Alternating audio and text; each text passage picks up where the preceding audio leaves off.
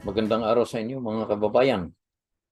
Nandito po ang ating bagong channel na tinatawag na Ingleserong Igorot. Binabati natin ang mga kababayan natin ng mga taga Cordillera sa mga kankanaoy. Gawis ay agaw. Sa mga Ibaloy naman, mapteng siyan akaw siyan amin. Sa mga taga Ifugao, maphod an Argo, Abra, mga taga Abra, kababayan natin ng mga Itnag, amay ay agaw. At sa mga taga Kalinga naman, Huayuway Erkaw. Apayaw, yung mga taga-Apayaw naman dyan, napya apagmaat at sa mga Kalanguya, sa Benguet, Puhod ni Agaw. Ayan ang mga greetings natin sa ibig sabihin ng salitang magandang araw sa inyo mga kababayan. Ito yung icebreaker natin, yung unang lesson natin dito sa ating Englisherong Igorot. Alam nyo ng Igorot, nakabahagyang nandyan eh. At ang ating mga karamihan na pag-uusapan natin dito ay tungkol sa pag-aaral ng English. So, kailangan nating matuto kasi medyo nabawasan na ang paggamit ng salitang English ng mga Pilipino doon sa kanilang classroom. Hindi katulad ng mga 1960s, 70s hanggang mid-80s, kahit na mga early 90s, ang English pa rin ang ginagamit na mode of instructions, karamihan sa mga classrooms. Pero inalis yan, kaya baka makatulong itong ating channel sa pag-maintain. Ano man natin, ma-maintain natin ang English skills ng mga Pilipino. Tayo ay tinitingala ng ibang bansa sa husay natin mag-English ng mga Pilipino, pero kailangan nating i-maintain yon. Ito, unang lesson. Ano yung D? Yung THE. Anong bigkas nito? D or da? Maraming hindi magkakaintindihan. Yung iba, the. Yung iba, da. Merong definition na nakita tayo, ang sabi doon, depende doon sa emphasis. Kung gusto mong i-emphasize yung isang salita na susunod doon sa salita na yun na di or da, di ang bigkas mo. Pagkatapos medyo mabigat. Gusto mo kasing i-emphasize eh. Katulad ng the mountain. Yan.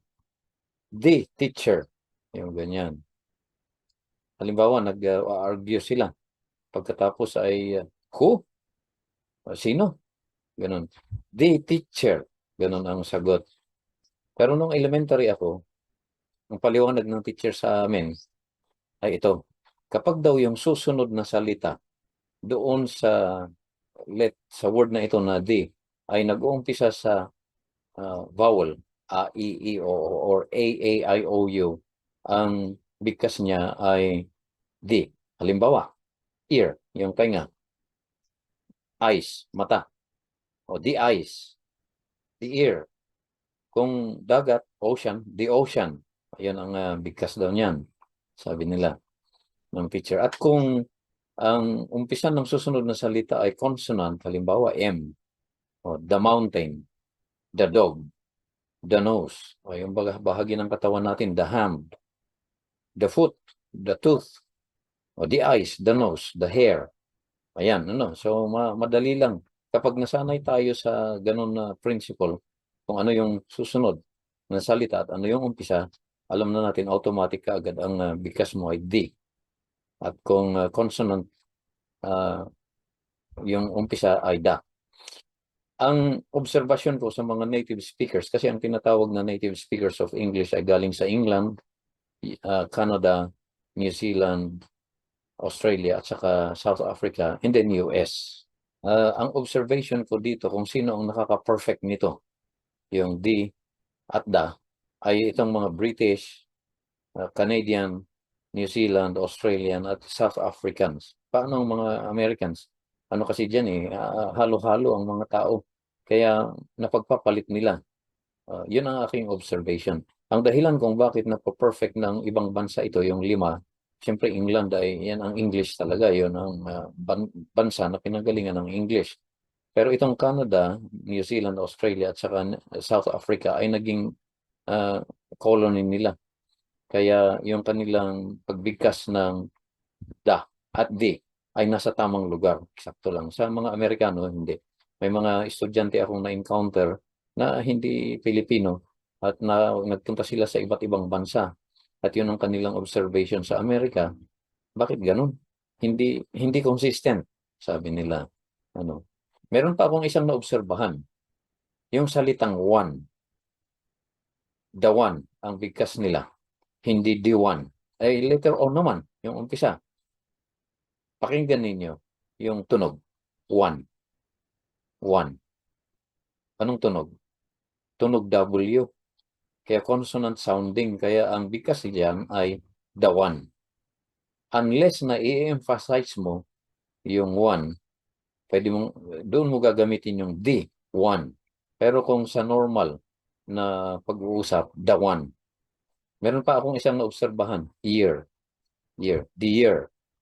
The ang ginagamit, hindi the year. The year. Bakit ganun? Pakinggan niyo ulit, year. Year. Parang yung Y ay soft lang, saglit lang. Ang na-emphasize doon ay yung E. Parang ear, the ear, the year. Kaya the ang ginagamit nila dyan. Ayan, yan ang mga nakita ko na observation sa iba't iba na encounter ko yung iba't ibang mga native speakers at non-native speakers kung paano nila bigkasin yun. Doon lang muna tayo mag-focus at sa mga susunod na video ay pag-usapan naman natin yung ibang mga bahagi ng mga lesson na gusto nating pag-usapan dito. Tagalog ang ating usapan kasi para sa Pilipino sana ito. Pero sa mga bisita natin, sa mga gustong manood dito na hindi Tagalog, siguro ay gagawa tayo ng specialized na lesson para sa kanila sa mga susunod. Pero mag-focus muna tayo sa ating mga kababayan. Ano? Meron tayong website actually, learning.taawan.com ang pangalan niya at ginagawa natin, ongoing ang project ng English grammar. At kapag natapos yan, ay kompleto yan. Pagka pinuntahan ninyo at binasa ninyo yung mga lesson doon, sigurado magaling na kayong sumulat.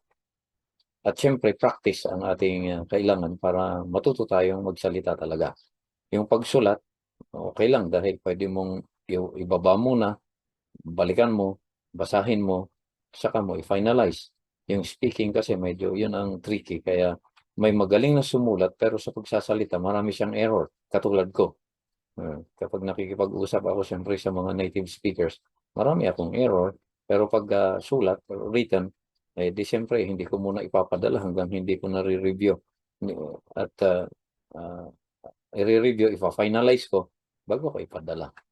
Ayun, ganun lang naman eh. Pero ang sabi ng isang nag-training sa akin sa isang public reading, ito England, galing English talaga siya. Ang sabi niya, it doesn't matter how you pronounce potato. You can say potato, potato, as long as it can be understood, sabi niya. Tomato, tomato. Actually, yung marriage, sa ating mga Pilipino, yung marriage, dahil American pronunciation. Pero sa Irish, may kaibigan akong Irish na consider din sila na colony ng England yan eh. Marriage. Kahit mga British, marriage. Australian, New Zealand, marriage. Ang bigas nila dyan, marriage sa Americans. Ayan, so, mayroon akong katrabaho noon na Amerikano, writer siya, ang sabi niya, BBC English. Hindi pala lahat ng mga English people, yung galing sa England, ay qualified sa BBC. Kailangan mayroon kang tinatawag na BBC English, yung neutral na accent, para ma-qualify ka na maging reporter nila o newscaster nila sa BBC channel. Kaya hindi lahat ng English speakers, native English speakers ay ma-qualify para maintindihan. Kasi ang point nito, para maintindihan ka, hindi lang ng mga ka-region mo, na halimbawa ilang probinsya lang sa England ang nakakaintindi sa'yo, pero yung buong mundo hindi ka maintindihan. Yun ang ating pinag-aaralan ng mga Pilipino, kung paano tayo English na maintindihan tayo ng iba't ibang lahi na nakakaintindi ng English at hindi sila nahihirapan. Okay? Maraming salamat po. Hanggang sa susunod na video natin. Magkita-kita po tayo.